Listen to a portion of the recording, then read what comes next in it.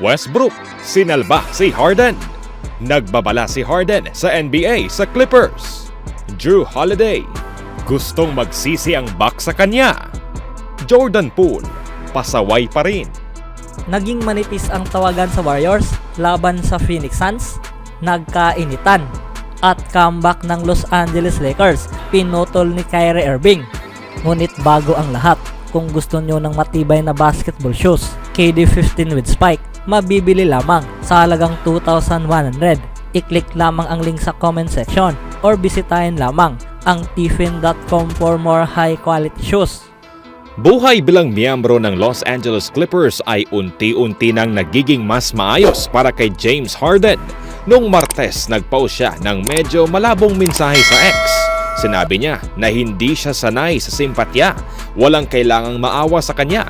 Pero mananatili siyang nasa tuktok ng bawat dolyar kasi totoong pera daw yan. Hindi siya sigurado kung marami ang nakaramdam ng simpatya.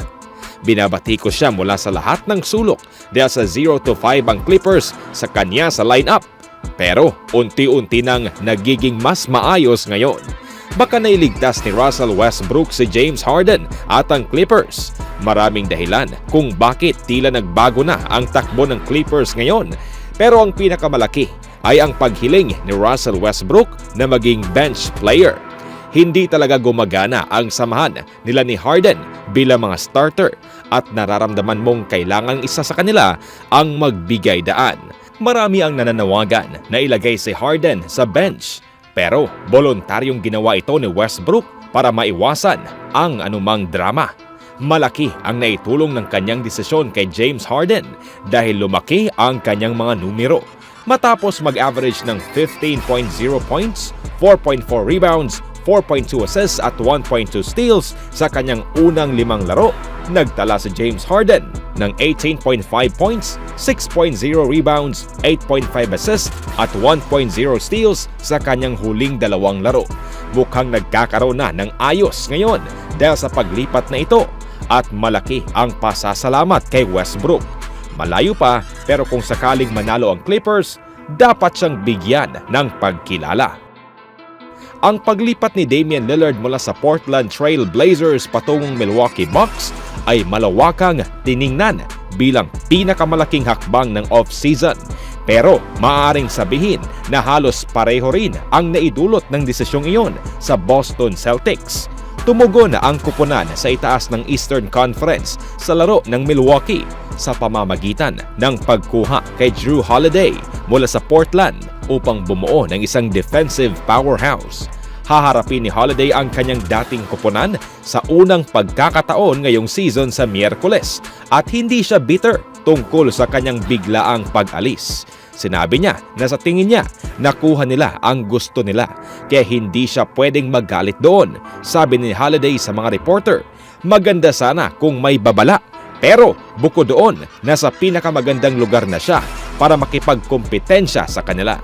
Ang average ni Holiday sa Boston ay 12.8 points bawat laro, ngunit nakakakuha rin siya ng career high na 7.4 rebounds bawat laro habang tumutulong sa isa sa pinakamagandang depensa ng liga. Pareho silang nagawa ni Derrick White na maging all-defensive team noong nakaraang season at malaki ang naiambag ng duo sa Celtics na nagbibigay ng 106.6 points bawat laro sa mga kalabang kupunan. Tanging ang New York Knicks at Minnesota Timberwolves lang ang may mas magandang scoring defense ngayon. Sa kabilang banda naman mga kaibigan, ang Milwaukee Bucks ay nakaranas ng maraming hindi magandang depensa mula ng palitan si Holiday kay Lillard. Ang Bucks ay nagbibigay ng ika-8 pinakamaraming puntos bawat game sa kabila ng 2 beses na Defensive Player of the Year na si Giannis Antetokounmpo at mga pagsasikap ni Brook Lopez. Si Chris Middleton ay isang mahusay na depensa pa rin pero naglalaro lamang ng average na 19.3 minutes bawat game matapos ang injury-riddled na 2022 to 2023. Naglag siya ng season high na 23 minutes sa kanyang huling laro laban sa Washington Wizards pero maaring matagal pa ang full workload. Ang Boston ay mag-host sa Milwaukee sa TD Garden at ang resulta ng matchup ay magbibigay sa parehong kupunan ng magandang ideya kung paano sila nagtatapat sa isa't isa. Sa ibang balita naman mga kaibigan, Jordan Poole ng Washington Wizards nagpapatuloy sa kanyang mga kamakailang bloopers. Ang shooting guard ng Washington Wizards na si Jordan Poole ay nag-score ng season high na 30 points sa 142-129 na pagkatalo ng kanyang kupunan sa Milwaukee Bucks noong Lunes. Ang kanyang performance ay maaaring matabunan ng isa pang boneheaded blooper na nangyari sa ika-4 na quarter. Hindi ito ang unang beses sa kanyang maikling karera sa kapital ng bansa kung saan si Poole ay nag-produce ng isang highlight na pang Shaqtin' a Fool.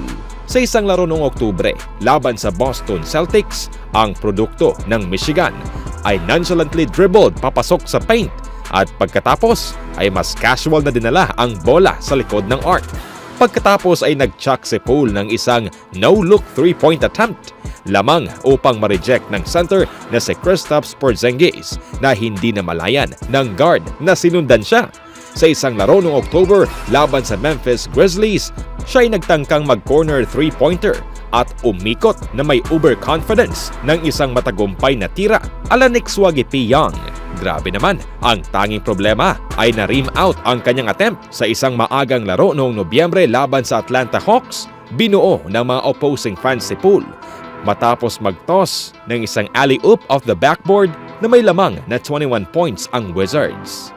Ang 2019 first round pick ay nag-average ng 16.6 points, 3.5 assists, 2.4 rebounds at 29.2 minutes bawat laro sa kanyang unang 13 games sa Washington.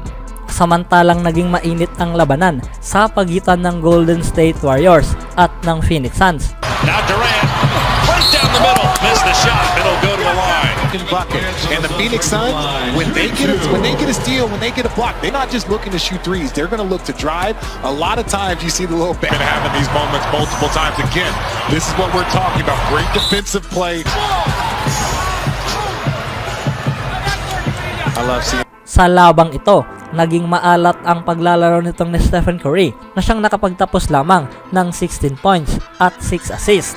Nanguna itong si Klay Thompson sa scoring na mayroong 23 points at sumunod naman itong si Dario Saric na mayroong 17 points. At hindi na sorpresang natalo nga sila sa laban sa score na 123-115 sa panguna sa paglalaro nitong ni Kevin Durant para sa Phoenix Suns na mayroong 32 points, 8 rebounds, Devin Booker na mayroong 25 points, 8 rebounds at 10 assists. At ang labang ito, naging manipis raw ang tawagan mga kaibigan para sa Golden State Warriors. Sa katunayan, itong si Chris Paul ay hindi na nga nakatiis dito kay Scott Foster. Sa panahong paningin niya mga kaibigan, hindi na naging maganda ang tawagan. The ball was already released, and then here, Chris On Paul, and so Durant will be at the line. And Steve Kerr. So here's the original. It's Paul. And now Steve Kerr doesn't like what just happened.